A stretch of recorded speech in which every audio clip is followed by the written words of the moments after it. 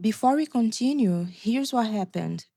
Nora's mother-in-law, Patricia, humiliated Nora's adopted daughter, Lily, at Christmas and said only real grandchildren belonged at the family table. Months later, Patricia called Nora in tears because she was behind on bills and afraid of losing her house. While helping her sort through the paperwork, Nora found thousands of dollars in suspicious payments connected to Michael, Patricia's favorite son. But the invoices were missing, the repairs never happened, and the one folder that could explain everything had disappeared. Nora searched carefully without disturbing too much. She asked Patricia about it, and Patricia said Michael had done a cleanup in the office a few weeks before. He said I kept too much stuff, Patricia said. Maybe I do.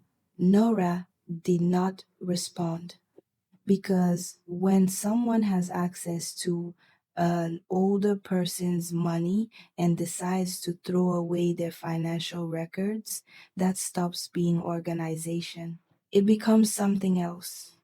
Over the next 3 days, Nora returned to Patricia's house several times. She did not bring Lily. She did not bring Adam, and she made that clear. I'll help you organize your paperwork, Nora told Patricia. That does not mean everything is normal between you, me, and Lily. Patricia looked offended for half a second. Then she nodded. I understand. Nora was not sure she really did, but at least she heard it. Together, they found old letters, insurance contracts, bank statements, and a notebook where Patricia had written down bills she paid. The notebook was very organized. Patricia wrote the date, the amount, and sometimes little notes. Gas bill paid.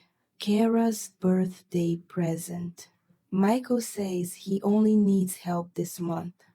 Nora read that last one twice.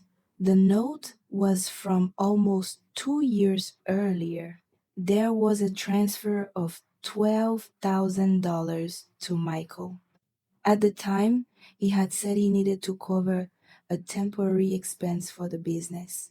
Patricia had agreed. She had not told Adam. She had not told anyone. When Nora asked why, Patricia stared at her own handwriting. Because George always said Michael started things he never finished, she said. I didn't want him to be right.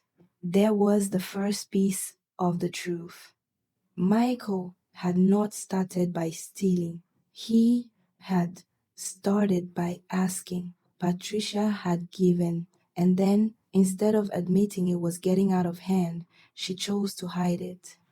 Not because she was innocent, she was not, but because she was ashamed. And shame inside a family is powerful fuel. It makes good people lie. It gives bad people room to grow. It makes everyone pretend they do not see the fire because nobody wants to be the person who called the fire department. Nora found more transfers. One to Northline Property Solutions, another to a building materials company, another to something called a consulting service. Most had been authorized digitally through Michael's power of attorney. Patricia swore she had not approved most of them. I signed things when he told me they were necessary, she said. Sometimes he would put the tablet in front of me and say, just press here, Mom. I trusted him. Nora felt her stomach tighten because up to that point, the story seemed simple. Michael was irresponsible. Patricia had given him too much money. Now she was paying for it. But that was not all. The payments did not match the dates of the supposed repairs, and some charges had been made during weeks when Patricia was out of town visiting a friend. No construction, no contractor visits, no materials delivered, nothing. Nora suggested that Patricia make an appointment with an elder law attorney. Patricia did not like that. You think I'm incapable? No, Nora said. I think someone may have used your trust against you. You think it was Michael? Nora waited before answering. I think we don't know yet. It was true, but it was also a way to avoid saying out loud what both of them were already thinking. That night, Michael came over. Nora was in the kitchen with Patricia, sorting mail. He walked in without knocking, like he always did, carrying 2 bags of takeout and the energy of a man arriving to save the day. Look at that. I brought dinner. Mom, you need to stop eating all this frozen junk. Then he saw Nora, and his smile changed just a little. Not enough for Patricia to notice, but Nora noticed. What is she doing here? He asked. Patricia answered before Nora could. She's helping me with the papers. Michael set the bags down on the counter. I told you I'd take care of that. But you didn't fix the property taxes, Patricia said. It was a small sentence, but Michael stopped just for a second. I was going to. The city is behind on their system. Nora looked at him. The city sent a final notice 6 weeks ago. Michael did not answer right away. Then he laughed, the kind of laugh someone uses when they want to make you look ridiculous for taking something seriously. So Nora organizes closets and boxes now. Does that make her an accountant too? Patricia looked uncomfortable. Nora kept her voice calm. I work around enough documents to know when a file disappears, and nobody can explain where it went. Michael's face hardened. Are you accusing me of something? Not yet. He picked up one of the takeout bags again. Mom, you need to understand that Nora has never liked me. Patricia looked at Nora. And right there, something very human, very ugly, and very predictable happened. Even with the evidence beginning to pile up, Patricia still wanted to believe him because believing Michael meant she had not been fooled. And believing Nora meant admitting that the woman she had treated badly was seeing something she had failed to see. Michael left shortly after, but before he did, he said something Nora remembered. If she's so worried, ask her about the blue folder. I threw out a bunch of receipts because Mom was keeping junk. Maybe it's in one of the boxes in the basement. Nora had not mentioned the blue folder in front of him. Patricia had not mentioned it either. So how did Michael know exactly which folder they were looking for? The next day, Nora went back to George's office. She did not have permission to tear through everything alone, so she asked Patricia to come with her. Together, they started going through boxes in the basement. It was not a movie scene. There was no dramatic music, no hidden drawer that opened when someone pressed the picture frame. There was dust, Christmas decorations, television cables from 2004, a broken fax machine, and in the middle of it all, there was a shoebox with George's handwriting on it in black marker. Important papers. Do not throw away. Inside were copies of house documents, old bank statements, and a smaller folder. Not blue, green, and inside the green folder was something Nora never expected to find. A loan agreement signed by Patricia and Michael. $12,000. That money Patricia had written in the notebook. But behind the agreement was another sheet of paper. A letter Michael had written to Patricia. It was old, from when he had first started the business. He said he had credit card debt. He said he had used money to cover late payments. He promised he would pay her back within 6 months. Nora read it silently. Then Patricia read it, and she started crying. Not loudly, not beautifully. She cried angrily. He told me it was for the business, she said. Nora answered carefully. Maybe some of it was, but he was already hiding debt. Patricia sat down on a box of Christmas decorations. For a moment, she seemed to age 10 years. Then she took the letter back and said, I knew he was struggling. Nora looked at her. Patricia squeezed the paper. I just didn't know how bad it was. That was the second piece of the truth. Patricia was not only a victim, she had chosen not to ask questions because the answers could destroy the version of Michael she wanted to believe in. She had accepted the first loan. She had hidden it from everyone else. She had told herself she was just a mother helping her son. And Michael had understood that as permission, not permission to receive help, permission to take. The attorney's name was Ellen Brooks.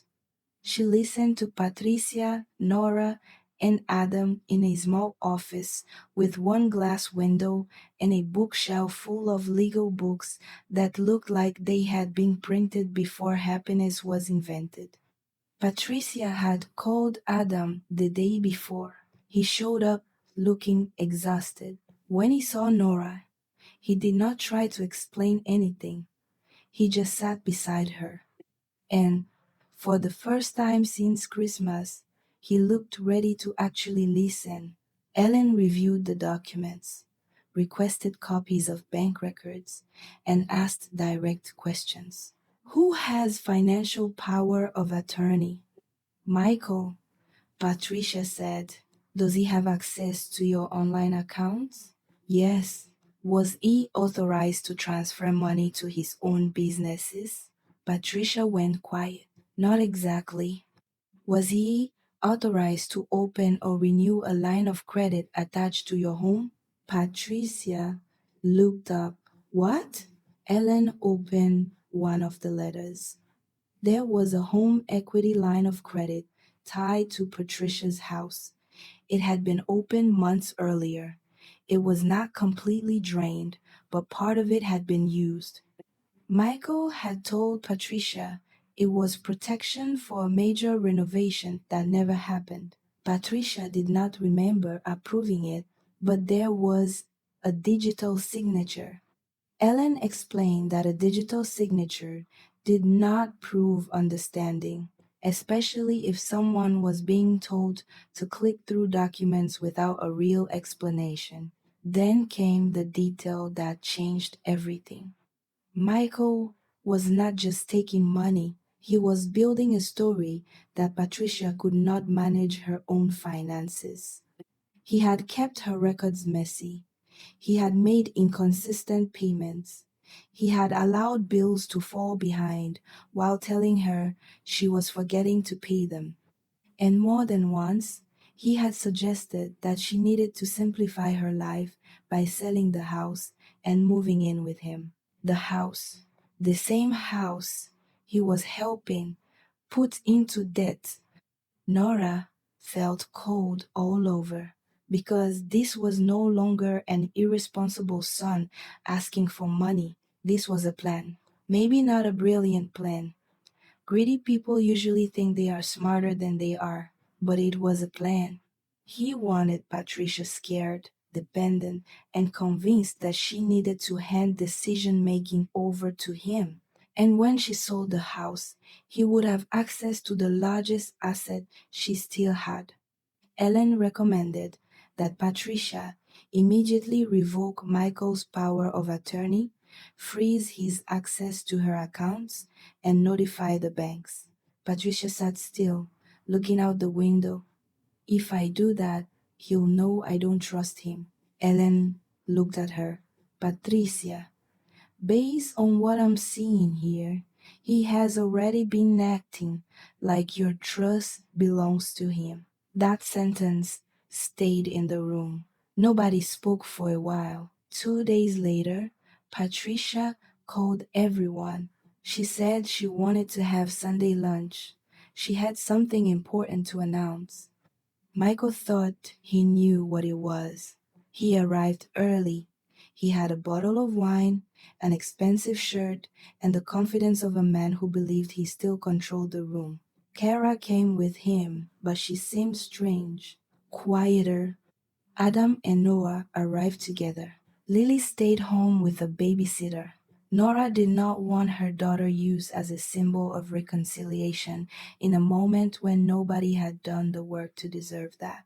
Patricia was sitting at the head of the table, the same table, the one where Lily had been humiliated at Christmas, but there were no special plates now, no candles, no pretty dinner, trying to hide what was about to happen. Just a black folder in front of Patricia. Michael smiled. So, Mom, did you make a decision about the house? Patricia looked at him. I did. He leaned forward. I talked to a realtor. He can get it listed quickly. You can stay with us until you figure out your next step. Patricia took a breath. I'm not selling the house. His smile disappeared. Mom, we talked about this. You talked. I listened. Nora stayed quiet. Adam did too. Patricia opened the folder. I revoked your power of attorney. Michael laughed, but he did not sound amused. Because of her? He pointed at Nora. You're letting Nora put things in your head? Patricia pressed her lips together. No. Because of my bank statements, my overdue property taxes, the line of credit, the payments to companies that never did any work here. Michael turned toward Nora. You did this. Nora looked at him. No, you did. He stood up. You don't understand how a business works. There were expenses, contractors, materials. Patricia pulled papers from the folder.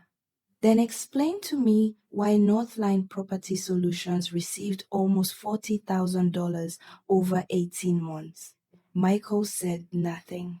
Kara looked at him. Patricia continued. And explain why that company is registered under your friend's name but uses the same business address as your old workshop. Michael tried to speak. Patricia did not let him. And explain why I paid for roof repairs twice, but my roof is still leaking over the dining room. For 1 second, Nora almost felt sorry for him. Almost. Because this was the man who had spent years calling his mother confused while using her confusion as a ladder. Michael looked at Kara. I was going to fix it. Kara answered quietly. You told me your mother knew. That sentence was small, but it broke something. He tried to turn it into an argument. She knew about the loan. Patricia nodded, and everyone looked surprised. I knew about the $12,000, she said. I gave you that money because you said you needed help, and I hid it because I was ashamed. But I did not give you permission to empty my accounts, fall behind on my taxes, and convince me I can't take care of my own life. Michael went pale. You're exaggerating. Patricia looked at him. No, I spent too long making what you did seem smaller because I didn't want to face who you were becoming. Nobody breathed for a moment because that was the part Patricia needed to say. Not just about Michael, about herself. She had defended him. She had made room for the lies. She had treated Adam as if he were less capable because he was quieter. She had said blood was everything, while using that same blood as an excuse to protect the man who had been stealing from her. She had not been innocent, but she was finally stopping her part in it. Michael left the house before lunch was over. He was not arrested that afternoon.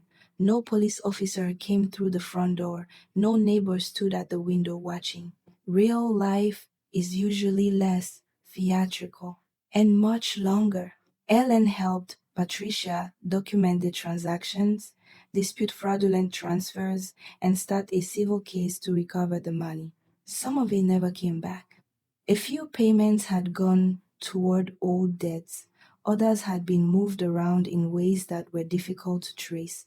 Michael shut down the company and sold the truck he used to pretend he was constantly driving to job sites.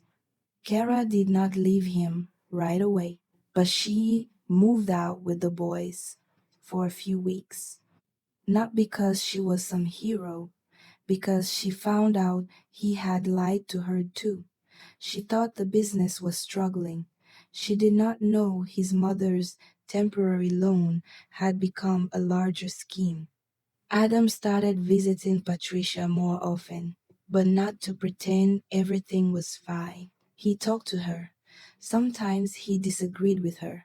Sometimes she made a cutting comment and he stopped the conversation. It was strange at first. Patricia was not used to boundaries from Adam. She had spent so long treating his silence like weakness that she did not notice when he started using his voice. Nora saw it, and for the first time in a long time, she believed he was changing for real. Not because he promised, because he did things differently. He kept going to therapy. He called his mother out when she tried to use guilt. He told her Lily would not return to the house until Patricia understood the seriousness of what she had done. And it was not a threat, it was a condition. Almost 2 months later, Patricia asked to see Lily. Nora did not say yes right away. She asked Lily what she wanted. Lily was sitting at the kitchen table coloring something for school. She thought carefully before answering. Is she going to say I'm family now? I think she's going to apologize for what she said, Nora answered. What if she says it again? Then we leave. Lily nodded.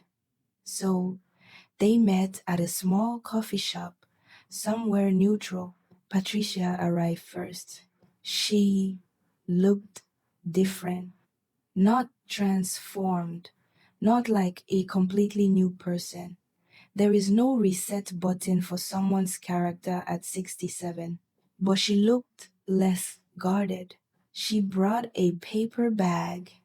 When Lily sat down, Patricia did not try to hug her. That alone was something. She took out a folded card. It was the Christmas drawing, the one Lily had made before dinner. Patricia had kept it. Lily looked at the paper. The drawing still had everyone in it. Nora, Adam, the cousins, Patricia, Lily in the middle. The little flag still said family. Patricia held the card carefully. I kept this because I thought it was beautiful, she said, and I still said something horrible to you that night. Lily did not speak. Patricia took a breath. You are Adam's granddaughter. You are Nora's daughter. You are Adam's daughter. And I was wrong, not because I lost money, not because Michael hurt me. I was wrong before all of that. I was wrong because I spoke as if you had to prove you deserved a place in a family that was already yours. Lily looked at Nora. Nora did not answer for her. Patricia continued. I don't expect you to call me grandma. I don't expect you to trust me right now. I only wanted you to know that I'm sorry. Lily picked at the edge of her napkin. Then she asked, Can I come to your birthday? Patricia looked surprised. Yes, she said. Of course you can, but I want to sit at the big table. Patricia started crying. This time it was not anger, it was shame, relief. Maybe the first real emotional consequence she had allowed herself to feel. You can sit wherever you want, Patricia said. Lily looked at her once more. Okay. There was no hug. And that was right. Not every story needs to end with a child running into the arms of an adult who hurt her. Sometimes, the beginning of repair is simply a child understanding that she has a choice now. Nora never became close to Patricia again. They learned how to coexist differently, with more care, more boundaries, less pretending. Patricia changed her will. She created an education fund for Lily and for the other grandchildren, not as a prize, not as an apology bought with paperwork, but as a practical decision to recognize officially what she should have recognized in her heart from the beginning. Michael eventually agreed to return part of the money. His relationship with the family never fully recovered. And maybe it should not have, because trust is not a bill you pay once and then forget about. Sometimes you spend years owing it.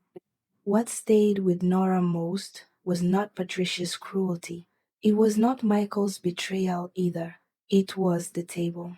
The same table where Lily had been pushed aside, because in the end, it was never about a chair, a plate, or a last name. It was about who a family chooses to protect when things become difficult.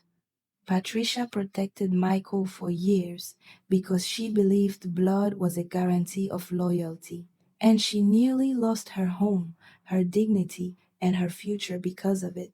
While Lily, the little girl Patricia once said did not belong, was the only person in that family who never demanded anything from her. She only left behind a drawing that said family, and maybe that was the cruelest part of all. And that's today's story.